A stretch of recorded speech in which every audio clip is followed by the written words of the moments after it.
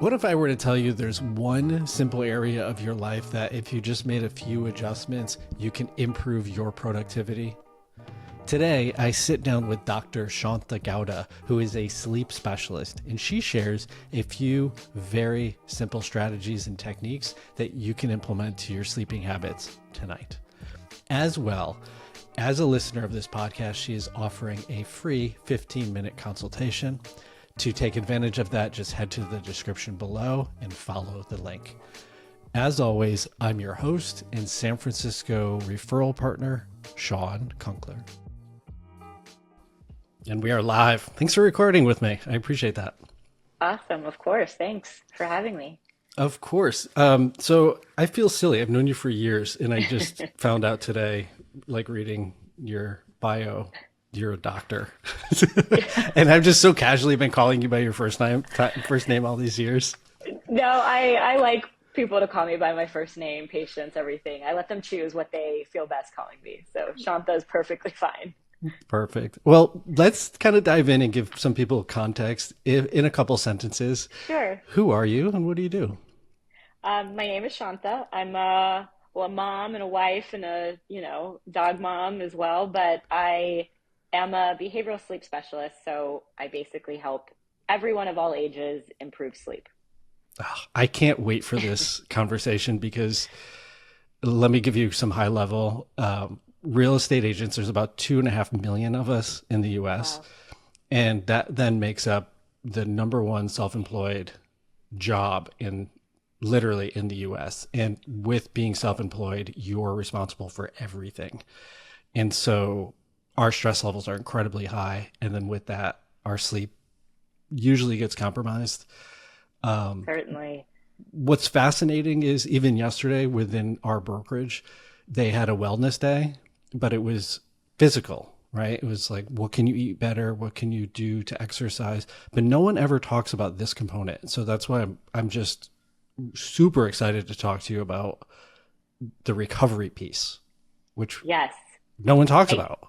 I don't know why. I feel like it's getting a little more attention lately, but yeah, it's something that we do for so long, like a third of our life we are sleeping and we don't talk about it or really address it as much as we should.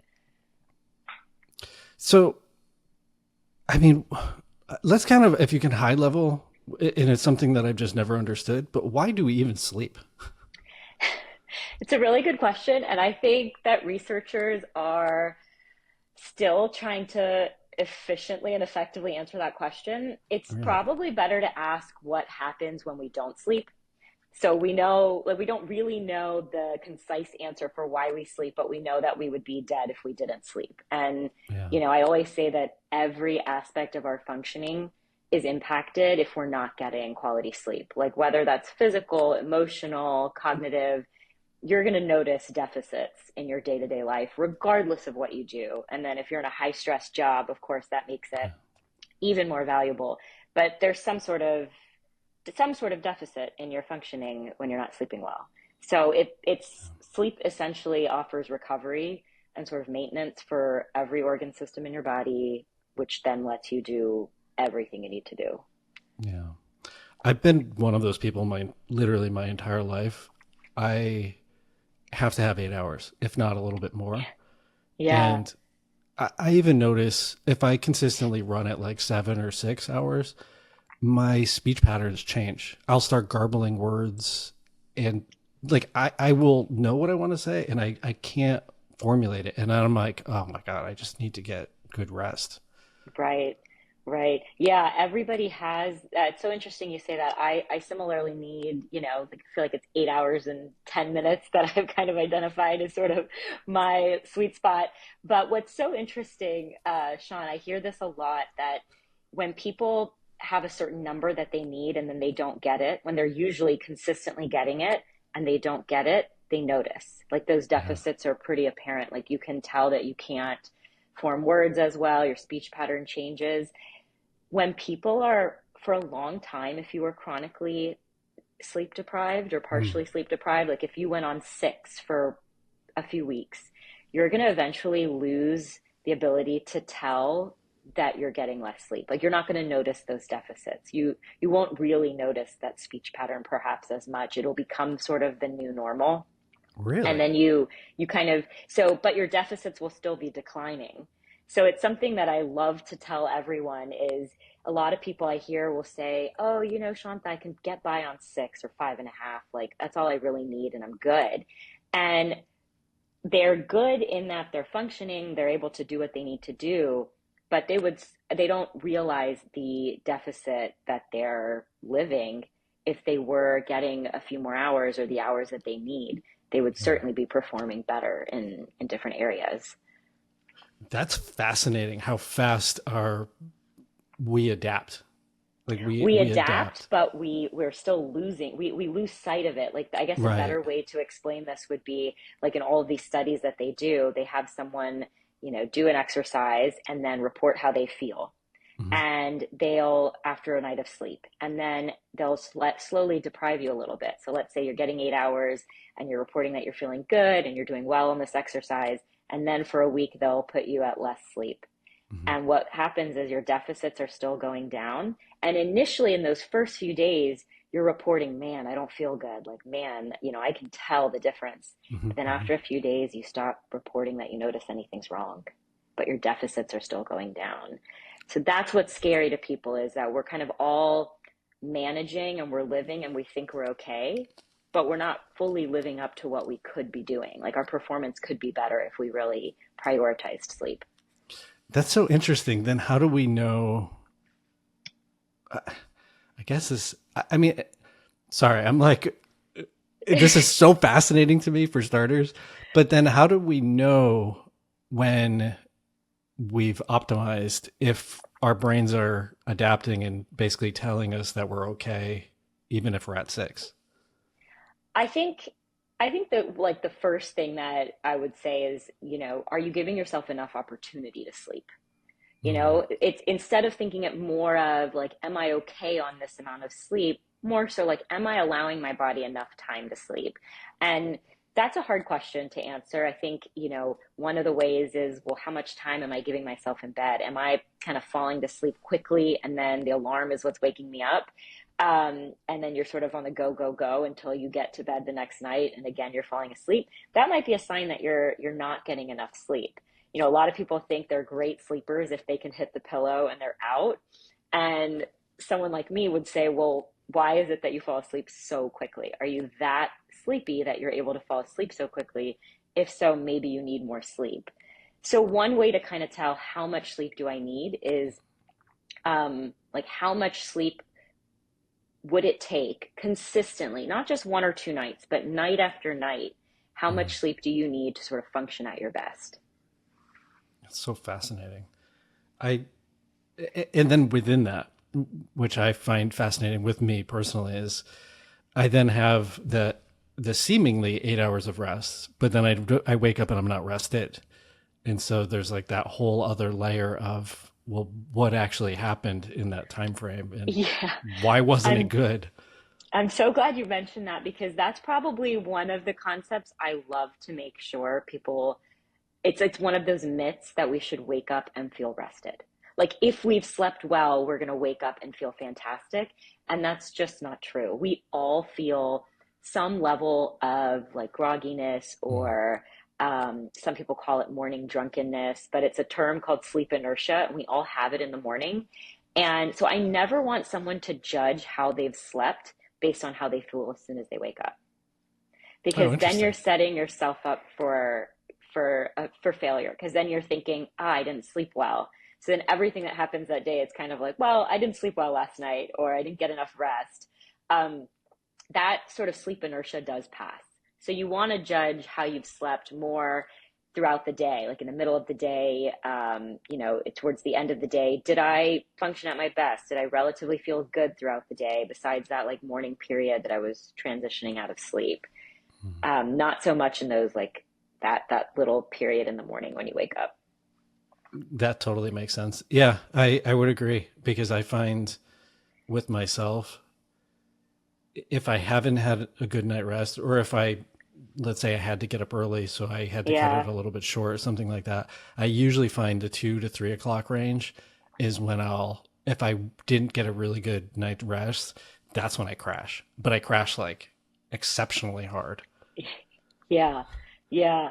And I will add that, people definitely have different degrees of the sleep inertia. Like if some people who might call themselves more morning people, they could wake up and sort of pop out of bed quickly and feel great. Yeah. Some people have like really pronounced sleep inertia. Even if they've gotten the amount of sleep that their body needs and the alarm goes off, they might feel like I could roll over and snooze for another hour. It doesn't mean that they necessarily need another hour of sleep. It just means that sleep inertia is so pronounced for them. And then it does pass though. Like once they're up, the best way to combat it is to get up and moving. Snoozing is one of the worst things that you can do. Nobody feels get better after snoozing, right? Like you think I just need 5 more minutes, but you're Uh, just prolonging the inertia. why did you say that? I wanted you to be like, no, snoozing is awesome. Just do it as much as you want. It's funny because I've been my entire life, like Yeah, ever since I was a kid, I just always remember my mom like, get out of bed, get out of bed. I have the momentum of a tsunami in the morning where I cannot, like, I have so much trouble getting going. Whereas Cielo, it's hilarious. She's like 4:30, 5 o'clock, wide awake. And then yeah, she's like up journaling and meditating and like every single totally. day. And then of the two boys, one of them is 100% like her, and the other one like will stay in his room on weekends till like 10. And you're like, dude, what are Yeah. you doing? Me and a colleague used to joke that on, dating apps, we should add a qualifier of sleep inertia because somehow people end up partnering with the opposite. My husband's the exact same way. He needs time, he needs his coffee. I'm ready to jump out of bed and go. But it sounds like what you're describing is sleep inertia. And I think it's so Yeah. important for people to understand that because once you know it's sort of normal and healthy, then you stop blaming your sleep, and there are ways that you can fight it and get out of it sooner. More sleep isn't necessarily the answer, but I would Yeah. say for a lot of people in today's world, more sleep is always important as well. Yeah. I mean, we're just a culture of, especially in cities, we're the culture of like go, go, go, the hustle culture. And then we're all overly caffeinated all the time. So it's like, Yes. we're not doing ourselves any No, it's a vicious service. cycle. Yeah.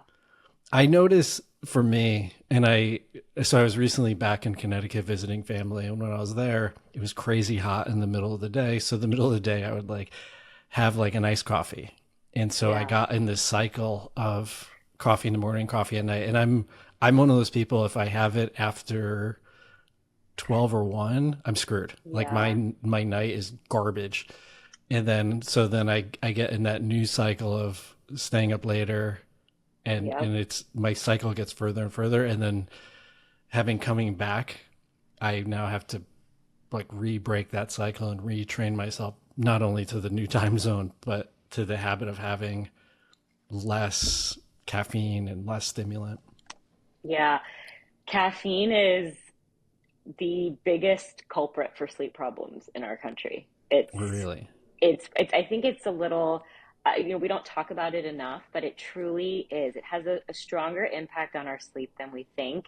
And it's like you said, it's kind of the culture. Like it just feels like something that you want to grab in the afternoon, even if you don't Yeah. fully need it. And I think with caffeine, one thing that I like to do is just bring awareness to how much caffeine people are drinking. And here I am with, my cup of coffee in the morning, but I like for people to just do experiments. I'm like, Yeah. even if you don't think your caffeine is having an impact, just try and minimize it or eliminate it for 2 weeks and just see what happens to your sleep. And people come back with shocking, expressions as to what happened to their sleep because Yeah. caffeine was really impacting it. It's funny that you mentioned that. Cielo recently was having more and more trouble staying asleep. So she'd fall asleep fine, and then the middle of the night, and she's probably going to hate me for sharing this with everybody, but the middle of the night, she would wake up and then would get stuck in that doldrum where she can't go back to sleep, and then cut back to 1 cup a day, and then just was like, you know what, I'm going to switch to tea, which Hmm. proportionally has a lot less caffeine, and then only did 1 cup in the morning. And she's like, my sleep has been amazing. Like I can actually get through the night. I'm so glad you shared that story though, because it's true. A lot of times people think, well, if I can fall asleep, then what I'm doing is okay, and the middle of the night awakenings might be something else. But even though we can fall asleep, things that we're doing during the day are still impacting those middle of the night awakenings. And switching to tea um, or decaf or some other option is a great way to do it, because culturally it's just like that habit that we like. Yeah. Everyone's drinking something, you're meeting people, especially I imagine in your line of work, you're always out. Yeah. Getting a cup of coffee is something that you do. So finding alternatives that have no caffeine or much less caffeine is a great way to go. The half-life of caffeine is pretty crazy. It's 8 hours, Yeah. which It's is, it's like it's the range is so long, and then it can be, longer for some people, and yeah. it can be shorter. That's why experimenting is such a good idea. I Yeah. always encourage people, just see what happens. Yeah. I mean, I think that's the fascinating part with me. My life before real estate was health and fitness. And so Yeah. I Oh, was interesting. I didn't always, know. yeah, I ran a couple martial arts studios. And Wow. then Okay. I was the director of membership for the Bay Clubs for a while. Wow. Okay. I didn't know that. Very cool. Yeah. Yeah. So it's funny because the fitness component, the like being active and burning off that energy has always been important to me.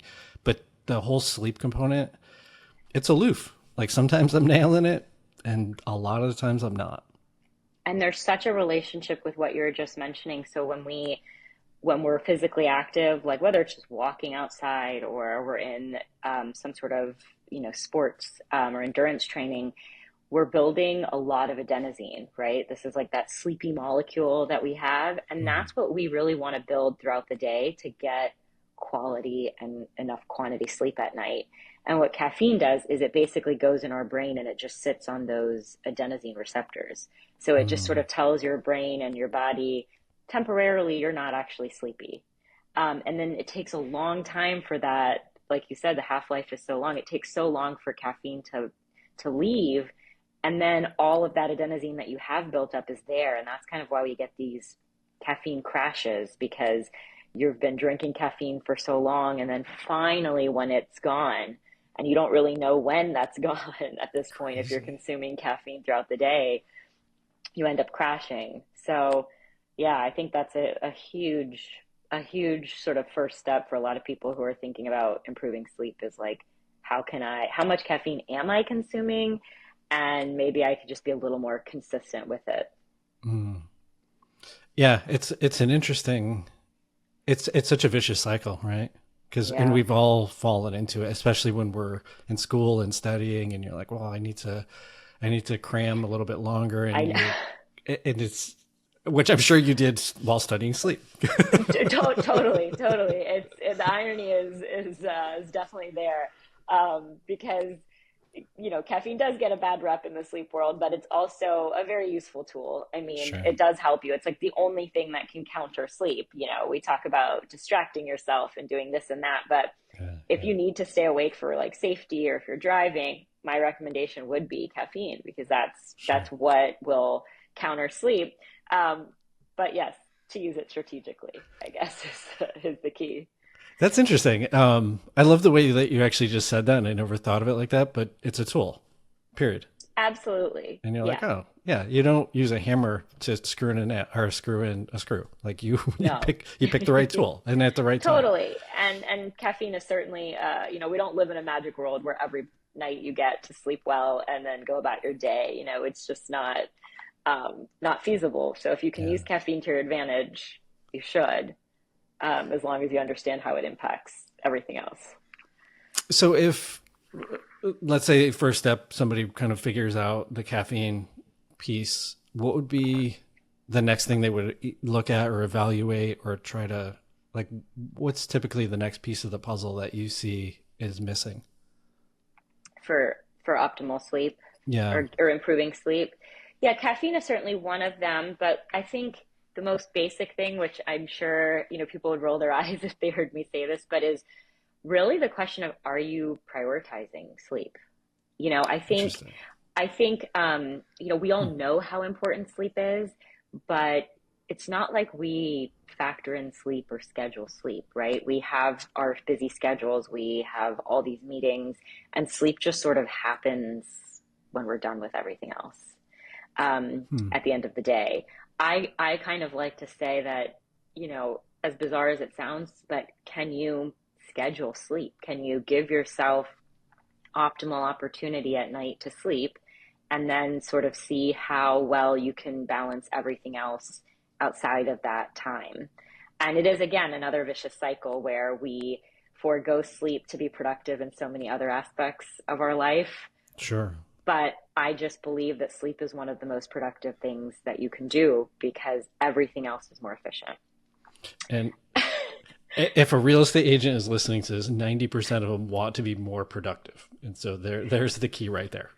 Totally. And it's a hard sell at first because it's like, it's really hard for really high achieving, high stress people with so many Yeah. responsibilities to hear what I say and say, okay, I'm going to need to sleep more, because I'm taking away so much time of things that I can actively be doing. Like, how can I send emails if I'm asleep?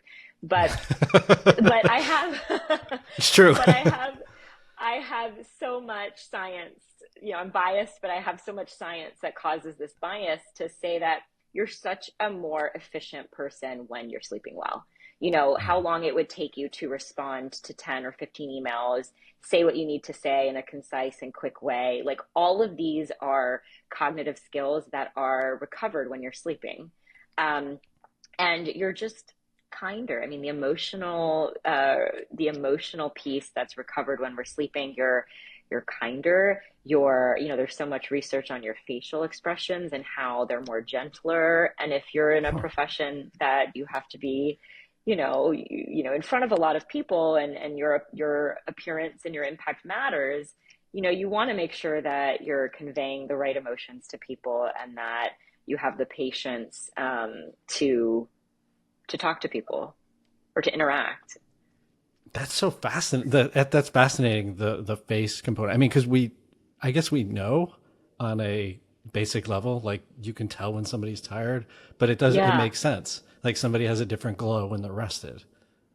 Yes, people have the glow is a great word to use. And also, when you're with someone and you're having a conversation with someone for an extended period of time, you can tell when somebody might be messing their words, or you can tell when someone's mind may have drifted for a moment. Sure. These are all things you can notice. And so, there is that piece, but there's also just the efficiency piece of what can I Mm. do in a day and how effective can I be? Um, just day to day, short term efficiency, but also long term. I mean, you're playing the long game of being well rested each night. You're making decisions that are going to benefit you in the long run. You're not just trying to get through day to day. You're going to be able to make decisions that are wise days, weeks, months, years, down the road. I know that sounds dramatic when I say it that way, but I strongly believe it. And I've just watched it for years, Yeah. serve to be true. People who finally prioritize their sleep can just tell the difference. Yeah. I mean, I'm thinking about my own life and my decision making ability at different parts of the day when I'm tired versus feeling really well rested. Even my optimism to hearing an objection or a challenge, I'm much more creative and much more almost a level of like confidence of I can figure this out versus when I'm exhausted, you just kind of feel beaten down and you're like, I don't know how to, like, these people are all jerks and I don't know how to approach this. Absolutely. Absolutely. I mean, I think most people would agree with that. When you've slept well and you feel rested, you're making good decisions, your mood is brighter, Yeah. and you're just a happier, well-rounded person. And it makes perfect sense. If sleep is recovering every aspect of your body and brain, Yeah. then you're going to wake up more refreshed. It's again, it's such a, it's fascinating that, and it all completely makes sense. Even with just our regular experiences, like I said, you can tell when somebody's rested versus not, and how they show up and how they perform. And obviously we can see it in our own life. And I'm not sure if this is a good question, and you can course correct me if it's like way off, but Is it more important to prioritize 8 hours or more important to prioritize consistency in when you're shutting down, if that makes sense? No, it's a great question. I think the sort of the 8 hours, there's definitely variability person to person in how much sleep someone needs. There Mm. is a range. I would say eight is the average. If we polled every adult in the world, the average would probably be around eight. But there are people who truly need a little bit less than that or need a little bit more than that to feel to give them the sleep that they need for their body to get all the recovery that it needs. So Mm. I try to tell people not to be so honed in on a number unless they really know that number is true for them, Mhm. but to strive for like the best quality sleep that they can get. Certainly quality is very important. You don't want to get to lie in bed for 8 or 9 hours and only get a handful of quality hours. You really Yeah. want to, in that sense, efficiency is more important. Of, well, can I get high quality sleep instead of really low quality disrupted sleep? But consistency in wake time is actually way more important, Shawn, than when you're winding down to go to sleep. So waking up at the same time every day is, before I say this, I kind of want to think for a second, but it's arguably one of the best strategies I would give someone. Probably one of the first strategies I would tell someone who wants to improve their sleep is waking up around the same time every day. Interesting. What that does is it's more related to our like sort of master clock in our brain and our circadian systems. So when we Yeah. wake up in the morning at the same time, we're sort of telling our body that we've sort of started the day. And everybody, like every cell in our body is sort of on the same page, it's the same time. And that routine is what our body thrives off of. Our body wants as much routine and consistency as possible. So one of the best ways to give that to the body is to wake up at the same time every day, not just for sleep, but for sort of overall functioning for all of your organ systems. That's like blowing my mind right now because it feels so counterintuitive. It Like, does. especially like as a kid, having to wake up for school at the same time, day after Yes. day. Well, when you mention kids, it is probably it's notable to say that when you're so sleep deprived, like high school students are the most sleep deprived group in the country because they Really. they are, and it's really unfortunate. And so for them, on the weekends, getting them extra sleep in the morning, I am a huge advocate of that. I don't, I, that is a priority, is making sure you're getting sleep. But because high school students, they're forced to kind of stay up. They have all these extracurriculars. They have social lives, responsibilities. They're in front of screens, and they naturally have a little bit of a delay in their circadian system at that age. So their body is, biologically not sleepy until a little bit later. Their melatonin is releasing a little bit later, and Mm. so therefore their wake time is a little later, but they're forced to get up and go to school. So they're really cutting into the like that good chunk of sleep that their body needs. Um, which is why you've sort of heard about a lot of states trying to really advocate for later school start times, is for that reason, to give kids more more sleep that they need. So in That's that case, that's sort of a caveat as to, not that waking up at the same time may not always be the best strategy, especially if you're chronically sleep deprived like high school students are. But if you're sort of living your life with generally decent sleep, but probably need to improve it, consistency and wake time, and then getting as much sort of morning sunlight exposure as you can. I think that's mm. something that we probably one of the most underrated strategies for sleep. And, I think that there's a lot of media attention around it more lately, where you hear people saying like sunlight is so important. But what it does is it tells the master clock in your brain, hey, it's morning, it's time to start the day. And that light that goes through your eyes hits the brain, and then the whole body starts moving. So waking up around the same time every day and getting morning sunlight is an excellent way to prioritize your Hmm. health, but sleep specifically. You were just reminding me of this. Do you remember Orange Day a little while Oh back? yeah. Yes. Yes. So for people who aren't familiar with it, there was a whole bunch of fires and the smoke got trapped. And essentially over the entire San Francisco Bay Area, the sky was orange all day. That whole day, I felt so groggy in a weird, indescribable, it was almost felt like it was 9 o'clock the whole day, 9 p.m., where your body was fatigued and wanted to shut down. But I'm like, Yeah. you look at the clock and you're like, it's 11 a.m. What the heck is the matter with me? And then you look at it again and you're like, it's 1. But I never got moving. And it was like that aha moment of, oh my God, the sun is actually incredibly important to how we function. So important, and for so many different reasons and mechanisms. I mean, I know it's so important for your mood. A lot of people are Yes. truly, on a chemical level impacted by how bright it is outside. If there's a disorder that you like called seasonal affective disorder, where when it's, wintertime and there's not as much sun, you have more depressive symptoms and you're low mood.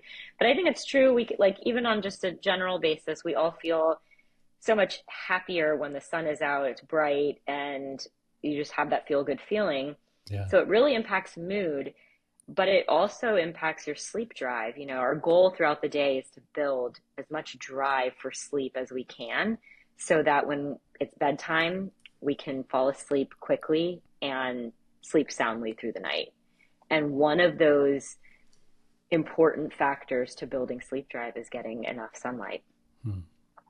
Interesting. I'm going to ask this next question, but I almost don't Please. want to, I don't want to hear the answer on some level because I feel like it's going to be, you're going to be like, don't do that.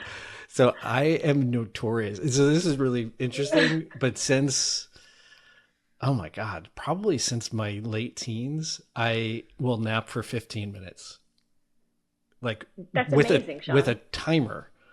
But is that, That's amazing. is that good or No, bad? that is great. That is fantastic.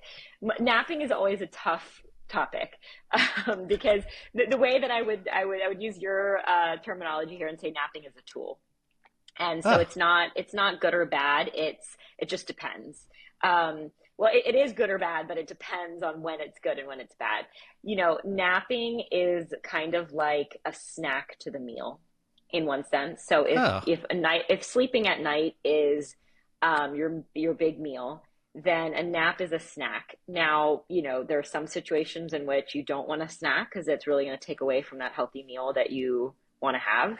mm, But in some cases, for a number of reasons, you just don't have, enough time, ingredients, whatever the analogy is, you don't have the opportunity to have a full meal, or you didn't get a full meal, then a snack is absolutely warranted.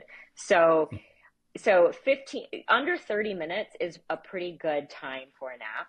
And anyone, there's been a lot of like more, especially recently, there's been more research to support short naps, like 15 to 25 minutes.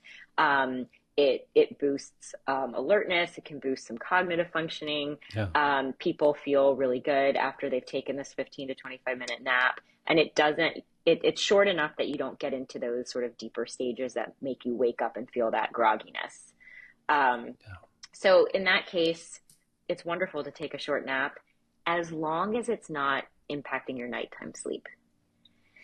So if you're someone who's getting into bed, it doesn't sound like it is, but if you're getting into bed at night and it's taking you a while to fall asleep, or you catch yourself kind of waking up in the middle of the night and you can't fall back asleep, then I'd say it's time to cut the nap. But if you Yeah. sleep well at night and you like your napping, I love my it's napping. great. It's, I love that you said that. So thank you. I feel much better because I was so afraid you're going to be like, don't do No, it. no, no.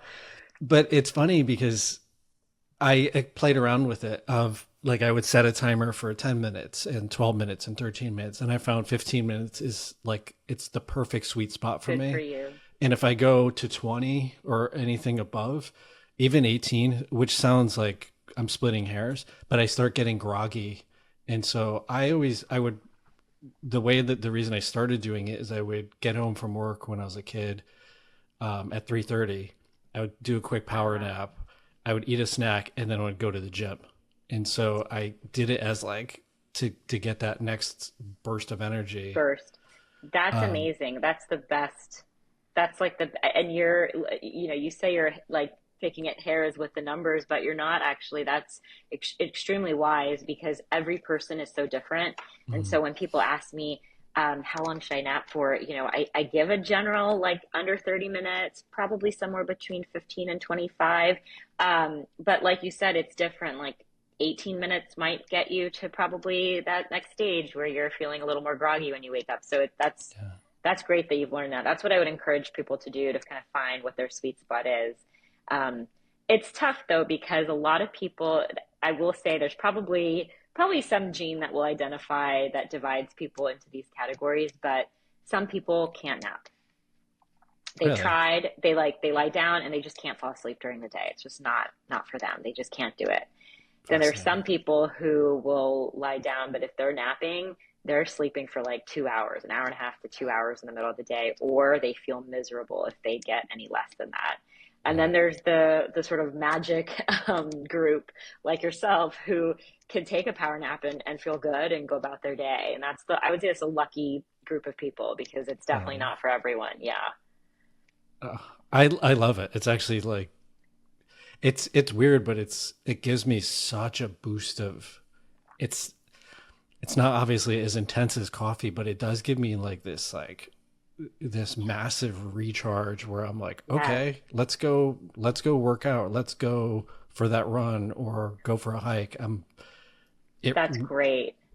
it's amazing, and I think the other thing that it's actually taught me through the years is to shut down, and so I don't actually have a lot of trouble sleeping, falling asleep, I Yeah. should say, because I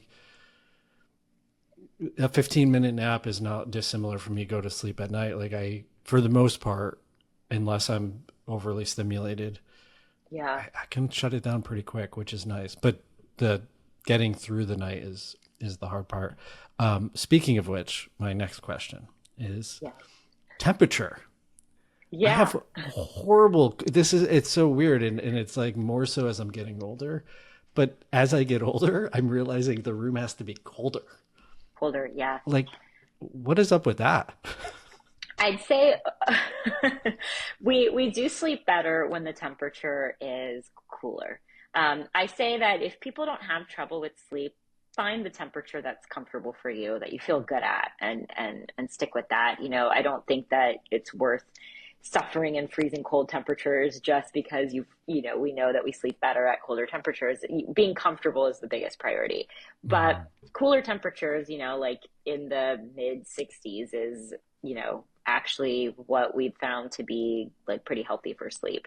And as we get older, we do notice that that point, like people do feel like they're getting hotter at night. And I Really? can't say I know exactly why that's true, but anecdotally, I hear that all the time. For women, it's a lot. There's the big component of, perimenopause and menopause and hot Sure. flashes that factor in. But even men feel like a cooler temperature as they get older is better for them for sleep. So yeah, definitely. You don't want to be overheating at night. You don't want to feel warm because that can certainly wake you up. Our core body temperature drops as we are approaching our bedtime, and so we kind of want that nice drop to sleep. Mm. So that's kind of why we encourage in the evening, a couple hours before bed, not to do anything that will really work you up, so that you can have that nice sort of drop in your core body temperature before bed. Hmm. I'm thinking it's like I'm like I guess where my brain is going to. I wonder why our bodies do that. And is it part of like the rhythm of night? Obviously, the temperature drops because the sun isn't out, and so is it doing something like that to protect us? Probably. I mean, all of these are all circadian rhythms. So we have this 24-hour cycle, and all of our rhythms are synced to this 24-hour cycle. And so body temperature is no different across 24 hours. It has like this, like, beautiful fluctuation, just like all of our hormone levels do. And so probably core body temperature drops at night is when we were sort of resting and sort of in protection mode. And then as we woke up and started our day, core body temperature rises and you're more active and in the sun more. Um, That would be my best guess. Yeah. Yeah, I feel like with so much of this stuff with our bodies, so much is on autopilot, and we're still trying to piece together why they're doing these What things. they're doing. Yeah. And you know, so much of it, I always think back like evolutionarily, how did we get this Yeah. way? Like how have we gotten here? And a lot of it makes sense when you think about it from an evolutionary standpoint. You know, even with core body temperature, we feel the most sluggish when our core body temperature is at its lowest point. And that's actually a Hmm. few hours before you wake up. So if you're waking up a couple of hours earlier than usual, you're going to feel the grogginess at its like core. So let's say you're someone who, you know, 8 o'clock is the right time for you to wake up. That's usually when you wake up. That's usually when you start your day. By like 5 a.m., if you have to wake up for a flight or you have to wake up because of whatever reason, you're going to feel really sluggish at that low core body temperature. Um, that's why when I say for sleep inertia or people who have to wake up and kind of they want to beat that grogginess, Hmm. physical activity and sunlight is the best way to do that because it's going to help sort of rise your body temperature. Movement, getting some sunlight exposure, Hmm. if the sun is up at that time, is the best bet. And then everyone feels like in the afternoon they get a little bit of a crash, right? Yeah. We all blame what we ate for lunch. We blame that we didn't sleep well at night. Maybe we grab an extra cup of coffee, but we actually have a natural little bit of a dip in our core body temperature in the afternoon. It's a Mm. little bit different depending on everyone's sort of circadian rhythm. It's a little bit different, but it's sometime after lunch, I would say, like, you know, 1 o'clock, those afternoon meetings where you notice people are getting coffee or they're sort of like dozing off. Yeah. Yeah. But we naturally have that dip. It's normal, it's healthy. Evolutionarily, we probably have it because that's where the sun is sort of at its peak. And so perhaps we all, when we were hunter and gatherers, we like, you know, got a little bit of a reprieve during that really hot time. So we've sort of built this natural dip. I'm not sure. It's sort of a guess that people have on why we have that dip. But it's normal. And so I think just knowing this information about sleep, just knowing it can kind of make you change decisions. You know, do I really need that cup of coffee or am I in that little bit of a dip? Maybe I need to go outside for a walk or just drink some warm water and power through. That's my siesta time. Yeah, there you go. You're 15. Some cultures really lean into it with the siesta. Our country's not as forgiving when it comes to napping in the middle of the day. It's fascinating that you share that. A couple of weeks ago, I went fishing. I went fly fishing, and it was 110 degrees, and the peak sun was about 2 p.m. And it Yeah. makes sense that your body would be like, "Hey, let's try to cool you down and get you to like not be in that intensity because it's not Yeah. healthy for you." No. Yeah. But it's so funny the things that you're sharing. I feel like I've just kind of like Forrest Gumped my way into them. Um, just virtue of my life. But my habit, which is partially good, is I get up first thing in the morning is I go make a coffee. But I Hmm. have changed it where I do half decaf and half regular. So I am and have proactively been cutting back on caffeine. And then I Yeah. literally make the cup and then I take my iPad and I go into the gym and I hop on the treadmill. And I usually just do like a brisk walk for 20 Yeah. minutes and get stuff going. And Cielo usually knows like, hey, don't ask me any questions unless I'm engaging. Cause like I'm hit or miss. Yeah. Well, it sounds like, yeah, like you said, Sean, it sounds like you've hit the jackpot on all of the sleep strategies. I mean, waking up, half decaf, half calf, and then physical activity. If you get outside at some point after that, you've hit sort of the morning checklist for optimal sleep. It's the sun component. I do sit next to most days a sunny window, but I'm not unless it's noon. I'll like pop outside and have lunch or something like that. But yeah, the sunlight is the hard component. It's the hardest for most people, even though we're lucky that we're in California, but it's really tough for most people because a lot of times people will be driving to work even before the sun is out. True. And then if you have a job that requires you to be sort of in an office, even if there's windows. But if you're indoors most of the day, and then depending on your evening, if you get the opportunity to be home before the sun's out, and if you do, are you outside? Are you inside? Yeah. You can easily live without being outdoors most days, which is when the sun is out, which is really not what we want. And being next to a window is good, but it does cut like 50% of the benefit. Like being outside is like in direct sunlight is the best option. Really?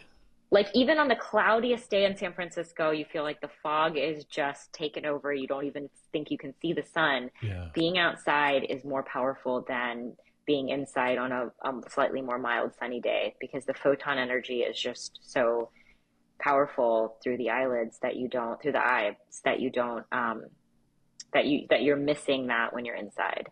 Yeah. So I always just tell people, try to get outside, even 5, 10 minutes. Don't have to go stare. Please don't look at the sun directly. um, but just being outside, even if you can't see the sun, just being outdoors, you're getting Yeah. sunlight exposure. Yeah. And like aside from experiencing that orange day, I would have heard that information and just been like, oh, that's interesting, or that's a theory. But having experienced that day where you Yeah. just felt groggy in this weird, overwhelming way, that makes total sense. Like I'm like, oh, 100%. I completely understand. There's something that's happening on a very nuanced level that just Levels. being out in it is incredibly helpful. Totally. Totally. I had another question for you and I totally just lost it. Where did it go? I have no idea what it was. What were we talking about? Sun, outside? Yeah. We jumped around a little. Sun, outside, you were fly fishing, I don't talking about our know. rhythms. I don't know what the question is, but I'll have the editor just clean out that weird brain fart of mine. But I'll jump in and share that if someone is curious and they want just more information or to kind of get some sort of evaluation, you do, and I have seen it on your website, that you offer a 15-minute free consultation. I do. I do because I think people really don't realize that there are so many ways you can improve your sleep. You don't have to have a serious diagnosis. I see people with all kinds of sleep concerns. We didn't really talk about this much, but people who have like shift work, really inconsistent, irregular schedules where they might have to sleep during the day and work at night, or they're frequent jet travelers. They travel to Europe or Asia or even New York for work a lot. I come up with jet lag plans for them, really helping them optimize their sleep when they can, and using napping and caffeine and things like this strategically. Yeah. Or if they do have like insomnia or some sort of, difficulty with sleep, there are so many things that can be done. So I like to offer a 15-minute consultation, see what, guide them to the right resources, or see what could really help them. That's incredible. The sleep lag, or the jet lag rather, that's a real deal. And it's funny, I find it harder when I go to the East Coast than when I go to Europe or Asia, which is weird. The Yeah. small adjustment exponentially harder for me. Yeah, it is tough. It is tough to fly to the East Coast because you can't force sleep. You can force True. yourself to wake up, but you can't force sleep. And so when you go to the East Coast and it's time to sleep, it's like, well, it's still 3 hours. Like I'm still having dinner, in San Francisco. Yeah. So it is tough. Flying from the West Coast to the East Coast is tough. It's tougher than flying from the East Coast to the West Coast. When you go to Europe, it's such a big gap that you kind of just have to like readjust when you get there. When you go to the East Coast, you feel like it shouldn't be that much of an adjustment, but like 3 hours is a big difference to the body. So it certainly. It takes me days. It's really weird. And recently we went to the Philippines, which is it's 12-hour difference. And Yeah, so full, completely full swap. different. It's a full swap. But the amazing thing was, like, last minute before we were going, I was looking up like jet lag hacks, and somebody was like, literally the moment you touch down, go have a hard workout. And so we got to the airport, we checked in. I mean, sorry, we got to the hotel, we checked in, and Cielo and I like literally beelined to the gym, and it was amazing. Like Yeah, it's now the one thing I've adopted every time I've traveled. that's great. Yeah, you are figuring out all these strategies, Sean, I Google of what to do. everything. Yeah. Google is a hell of a tool. It sure is. It sure is. I also have really great friends who will sit down like this and share Of course. like tips and tricks that I'm like, all right, I'm gonna try it. I yeah, like if it's gonna give me a 1% advantage, I'm all for it. I'll try it. Yeah. No, that's but these are the kinds of things that people don't really know that they could do. A lot of times we think, man, I just have to suck it up, or jet lag is what it is. Yeah. It's tough, but there are so many strategies that will help minimize all of the fatigue and the um, you know, terrible symptoms of struggling through travel and irregular sleep. And the only other thing I'll mention that you said the 3 hour difference isn't it's huge to the body, but Mm. we kind of live in social jet lag all the time, when you're staying up late. That's kind of what I mean by the consistency of waking up in the morning. If you're Mm. waking up, over a 3 hour period, like some days you're waking up at 5 or 6 in the morning for work and then you're sleeping in on the weekends, it's like you're traveling back and forth to New York, but you're not.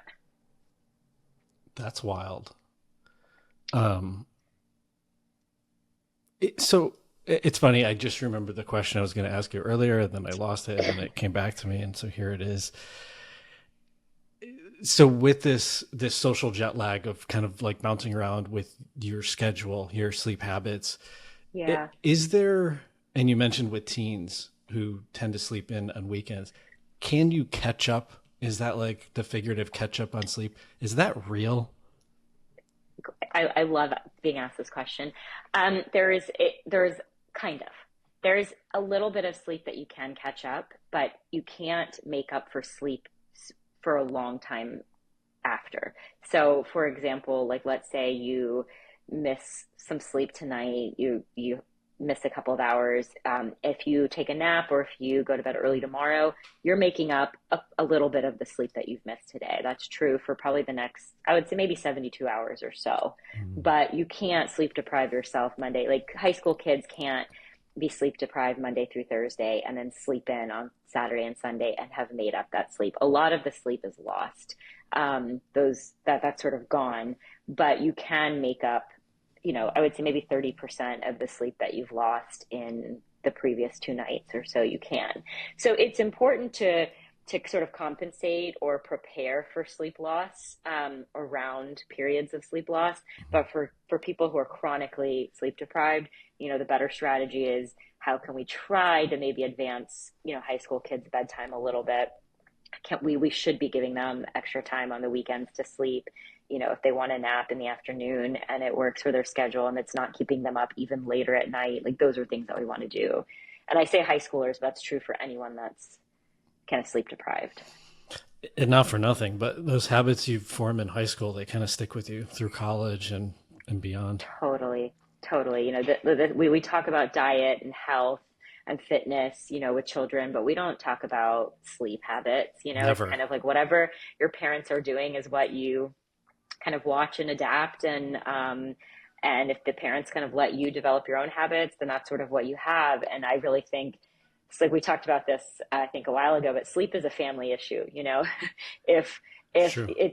it's something that we're all doing, maybe in different rooms, but sleep, if one person's sleep is not good, the rest of the house is hearing about it. A bed partner is probably struggling because of that.